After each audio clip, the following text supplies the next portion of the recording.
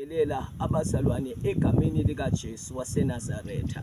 Ake sikhuleke. Baba, sesiyabonga egameni likaJesu, babusisa abantwana bakho besezwa umyalezo ongiphathise wona. Amen. Ngiyathanda bazalwane, sike sibuke uGenesis chapter 16 bazalwane, verse 11 no 12. Lithi ingilosi kaJehova yayisithi, bheka, usukhulelwe, uza kuzala indodana, uyiqambe igama lokuthi u-Ishmayeli, ukuba uJehova uzwile umkhuleko wakho. Uza kuba umuntu onjengembongolo engathanjiswanga, isandla sakhe siyakumelana nabo bonke abantu, nezandla zabo zimelane naye. Uyakuhlala ngasempumalanga wabafowabo bonke. Nansi indaba mlaleli, uNkulunkulu ukhuluma la noHagari okhulelweyo. Uyamtshela ingilosi ukuthi njengoba ekhulelwe uzozala indodana, ayiqambe igama lokuthi u-Ishmayeli. Lo Ishmayeli lona lithi iBhayibheli kobe kusho ukuthi uNkulunkulu uzwile umkhuleko wakhe uHagari. So-ke bazalwane, ngifuna ukuthi ekuseni namuhla uNkulunkulu ukhuluma ngo-Ishmayeli ukuthi u-Ishmayeli uzophila impilo yokumelana nabafowabo, uyophatha ikhala, amelane nabantu ababhubhisa abantu, nabo bamelane naye bambhubhise. Lesi sabelo sibi kakhulu, kodwa kusho ingilosi kaNkulunkulu, ithunywe uNkulunkulu ukuthi akatshele lo muntu wesimame. Lo muntu wesimame kwakufanele ukuthi amcelele uNkulunkulu umntwana wakhe ukuthi angamnikeza isibusiso esiyisiqalekiso. Mlaleli, ngifuna ukuthi ekuseni namuhla kunendaba uNkulunkulu angambulele yona. Uma engambulela uNkulunkulu, ufika uNkulunkulu kimi uthi asambe siye eChat. Ngiyabuza-ke uNkulunkulu ukuthi kukuphi khona lapho, uthi woza sambe, sivele-ke sihambe. Masihamba bazalwane, ngithi bekungaba yinto mhlampe engange-1 second, ngabona sihambe emoyeni, ngabona sesifikile eChat. eChat-ke bazalwane yizwe iChat lama-Arabhu, elibuswa nje umthetho wama-Arabhu, futhi nabakhonza uNkulunkulu abafuneki, babulawa. So-ke masifika eChat lapho uNkulunkulu angikhombise, masifika eChat bazalwane, uNkulunkulu ngikhombisa ama-Arabhu ahlasela amanye ama-Arabhu akholwa ngoJesu, akholwa uNkulunkulu ngoJesu, abashisela imizi, abashisela ngisho indawo zokukhonzela, bahlukumezeka, bayakhala. Nkosi yami, uNkulunkulu angikhombise usizi, athi uNkulunkulu ngulethe lapha eChat uzobona ukuthi abantwana bami abakhonza mina bahlukumezeke kanjani ngenxa yalama-Arabhu amelana nabo. Ngithi mina athini lama-Arabhu? uNkulunkulu ngikhombisa ama-Arabhu ekhuluma ukuthi kuzofanele ukuthi lamanye ama-Arabhu asephendukele kuNkulunkulu ngoJesu, akuyeke lokho, aphendukele kuMahomet. Uma kungenjalo akufathi abulawe. Ingakho-ke bulawa kuthiwa walahle ukuba ngabantwana bakaNkulunkulu abese eba ama-Islam.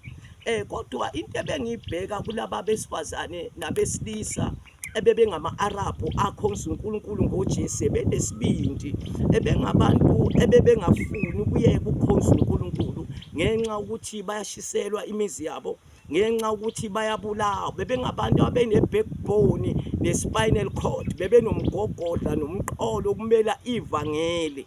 Into engiyibukile ukuthi bebelishumayela ivangeli likaNkulunkulu ngoJesu, noma bebehlaselwa, noma bebulawa ngenkemba, kodwa bebengayeki ukushumayela ivangeli lokuphenduka nelokuthethelelwa kwezono, kodwa behlushwa benjalo, kodwa bebestrong ekukhonzeni uNkulunkulu. Masifika lapha eChat bekukubi kakhulu, bebulawa, abanye beshawa ngenkemba, abanye bedutshula, abanye bephoselwa amabhomu bekhonza, bebulawa phakathi lapha endlini zokukhonzela. Kodwa bebengayeki ukukhonza uNkulunkulu, bebengayeki ukukhonza uNkulunkulu. Kwazi kwabuya le ndaba yencwadi yabaseFese ethi lokugcina bazalwane, qinani enkosini nasemandleni ayo amakhulu.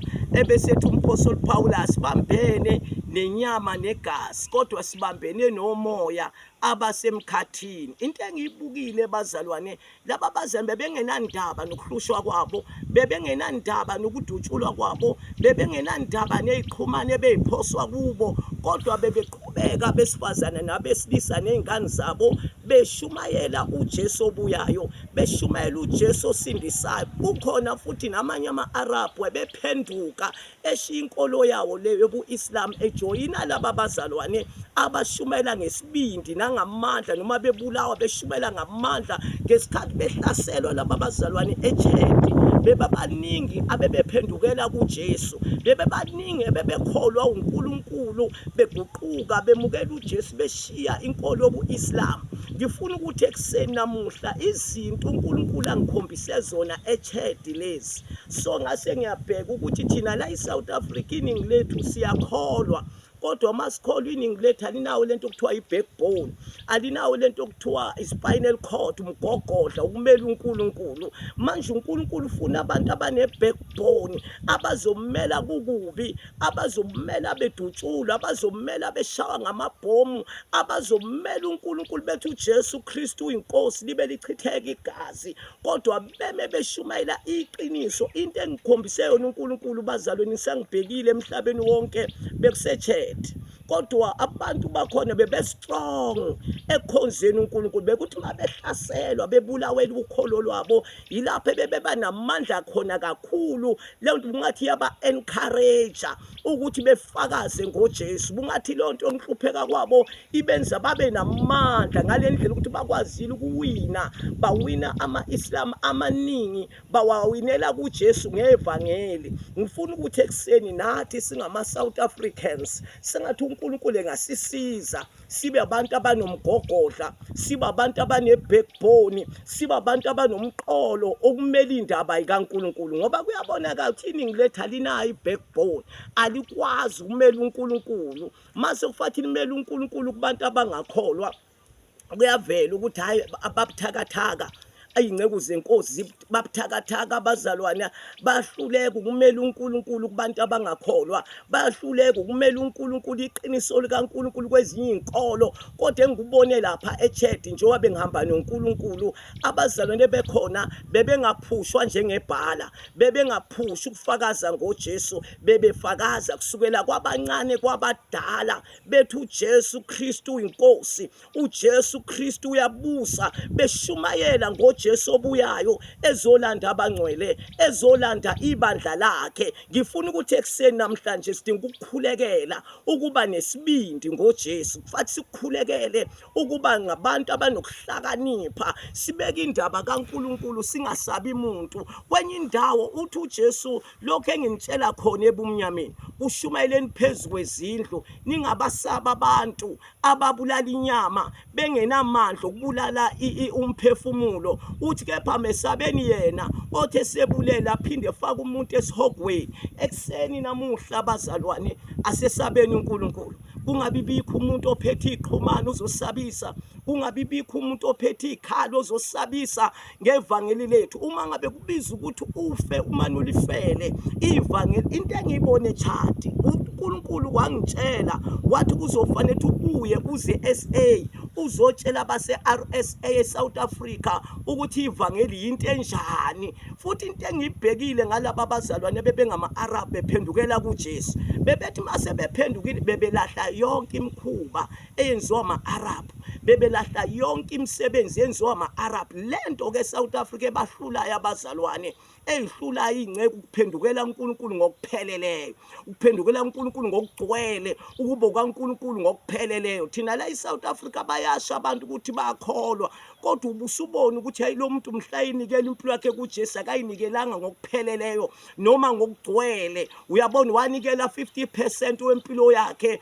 kuJesu, omunye u50% wawugodlela uJesu unikela kuSathane, uphila impilo embile yedwa eyinceku engumzalo. Into engabukeki ke, ngoba uma unjalo unikela impilo yakho yangaphelela uNkulunkulu yangabe u100%, uyabonakala ufihlakali. Lithi izwe malenza izinto zalo na ubonakala wenze njengalo. Uma izwe lenza imikhuba yalo ubonakala na wenza njengalo. Uthi uyinceku, uthi umzalwane, bese kuyabona ukuthi awuphelele. uNkulunkulu ebefuna abazalwane sinikele impilo yethu ibe 100% kuye, iphathwe kube 100% njengoba eshilo lapha kuMateyu 5 verse 46 ethi ngakho ke yibani ngabaphelele njengoba uyihlo wenu ephelele. Ngithi 45 I'm sorry 45 uthi yibani ngabaphelele njengoba uyihlo sezulwini engopheleleyo.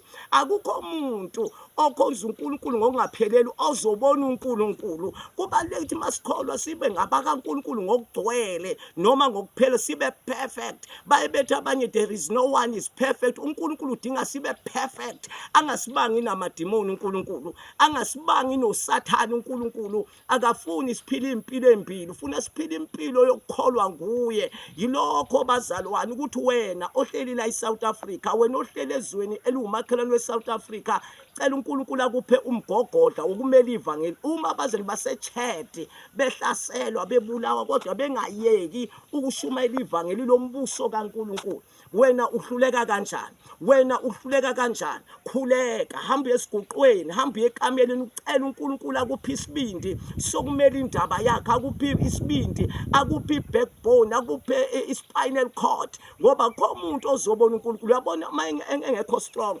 uyabona noJesu wayene backbone, wamela ivangeli kaNkulunkulu, waba nespinal cord. Uyabona uPaula noPetro babelishumayela ivangeli ngesibindi, behlaselwa belishumayela ngesibindi. Akekho umuntu ozobona uNkulunkulu mayivaka, akekho umuntu ozobona uNkulunkulu mayigwala. Akasisiza uNkulunkulu, ngabe ngowesifazane ngabe uwesilisa, cela uNkulunkulu akuphe isibindi, cela uNkulunkulu akuphe amandla ukumela ivangeli, akuphe umgogodla, ibackbone. Ake sikhuleke baba, sesiyabonga, siyebelizwi lakho manje ngegama likaJesu waseNazaretha, amen.